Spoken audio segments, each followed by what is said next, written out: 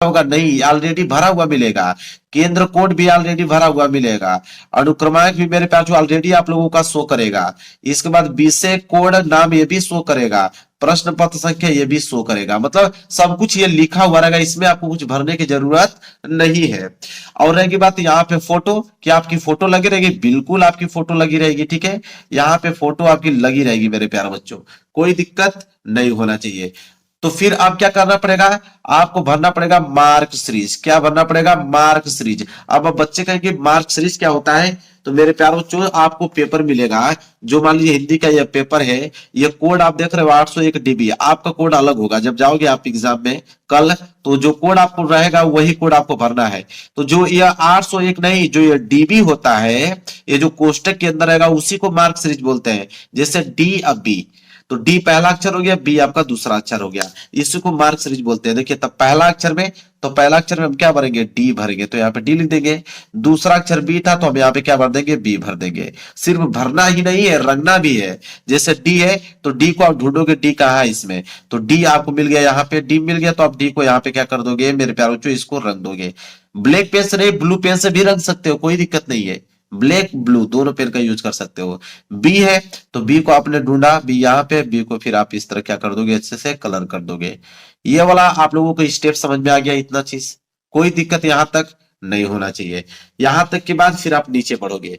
ठीक है, नीचे जब पढ़ोगे मेरे प्यारे बच्चों, ये बोला है कि चित्रकला विषय है, तो ये चित्रकला का जब पेपर आएगा तभी इसको भरना पड़ेगा। हिंदी के पेपर में कल इसको छोड़ दीजिएगा। ठीक है, क्योंकि चित्रकला में आता है कि आलेखन कर रहे हो कि प्रावृद्धिक कर रहे हो, तो वहां पे रखने के लिए आता है। लेकिन कल तो हिंदी का पेपर है, तो इसको छोड़ दीजिएगा। यह है आपका केंद्र व्यवस्थापक की मोहर। तो केंद्र व्यवस्थापक की मोहर लगी हुई मिलेगी मेरे प्यारे बच्चों, लगी हुई मिलेगी, आपको कोई कुछ करने की जरूरत नहीं है। यहाँ सिर्फ आपको सिग्नेचर करना होगा, परीक्षार्थी के हस्ताक्षर। तो यहाँ पे जो भी आप अपना सिग्नेचर करते हो, ओरिजिनल सिग्नेचर, वही सिग्नेचर कर दीजिएगा जो स्कूल में करते हो। ठीक है, और इस वाले कॉलम को भी छोड़ देना है। देखो स्पष्ट लिखा है कि कक्ष निरीक्षक के हस्ताक्षर, जो आपके एग्जाम हॉल में जो टीचर रहेंगे वो अपना सिग्नेचर करेंगे।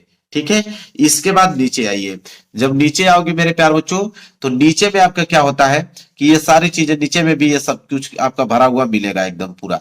यहाँ पे भी मार्क सीरीज भरना होता है। मार्क सीरीज मतलब वही चीज जो आपने भरा है, डीबी, तो डी आपका पहला अक्षर था तो आपने यहाँ डी भरा, बी आपका दूसरा अक्षर था तो बी आप यहाँ भरोगे। ठीक है, फिर ये भी देखिए नीचे चित्रकला है, तो चित्रकला के लिए इसको छोड़ देना है।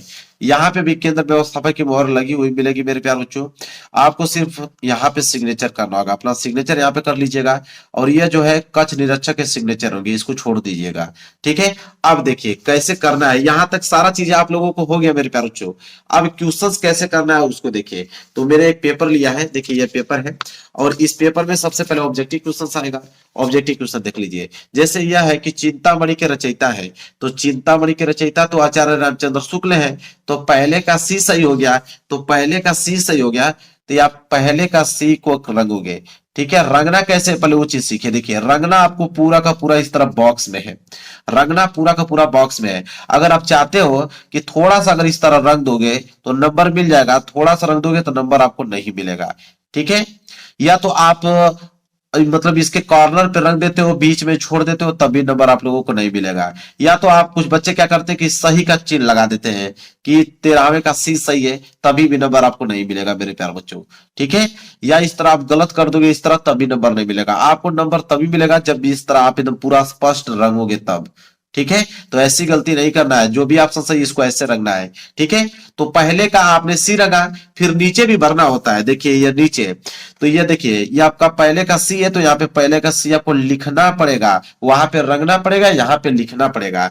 ठीक है, समझ में आ गया? क्योंकि विद्यालय वाले लोग इसको रख लेते हैं, इसको जमा कर देते हैं, ताकि आप बाद में कोई ऑब्जेक्शन करो तो इससे आपकी कॉपी चेक हो पाए। समझ में आया आप लोगों को?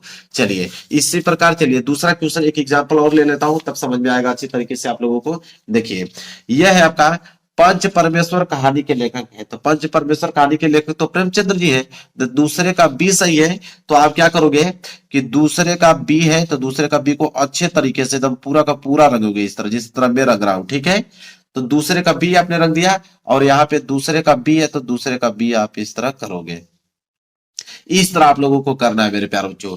क्लियर है? एक और प्रश्न लूंगा, इसके बाद तो समाप्त हो जाएगा। अब तो समझ में आएगी आप लोगों को। जैसे जयशंकर प्रसाद का नाटक नहीं है, 4 ऑप्शन दिया गया है, पूछा कि जयशंकर प्रसाद का नाटक कौन नहीं है, तो लहरों के राजहंस। तो तीसरे का सी जो है बिल्कुल राइट आंसर हो जाएगा। सिंपल, तीसरे का सी आपको इस तरह रखना है पूरा का पूरा अच्छे तरीके से, तीसरे का सी, और यहाँ पे लिखना पड़ेगा तीसरे का सी है तो तीसरे का सी। इसी तरह 20 के 20 ऑब्जेक्टिव क्वेश्चन आप लोगों को यहाँ तक फिलअप कर देना है, और यहाँ तक इसको 20 के 20 क्या कर देना, आप लोगों को रंग देना है। अब मेरे प्यार बच्चों, आपको कोई भी दिक्कत नहीं हुआ होगा OMR शीट में, पूरा का पूरा मैंने बता दिया, एक पॉइंट भी छोड़ा नहीं हूं मेरे प्यार बच्चों। तो वीडियो को लाइक कर देना, शेयर कर देना उनके पास जो कि कल एग्जाम देने वाले हैं, ताकि वो भी मिस्टेक न कर पाए, अच्छे से अच्छे लिख पाए, एक नंबर उनका न कट पाए, 20 के 20 ऑब्जेक्टिव क्वेश्चन सही करके आए। तो वीडियो को लाइक कर देना, चैनल पर नए होगा तो चैनल को जरूर सब्सक्राइब कर लेना। मिलेंगे एक प्यारे से नेक्स्ट वीडियो में, तब तक के लिए धन्यवाद।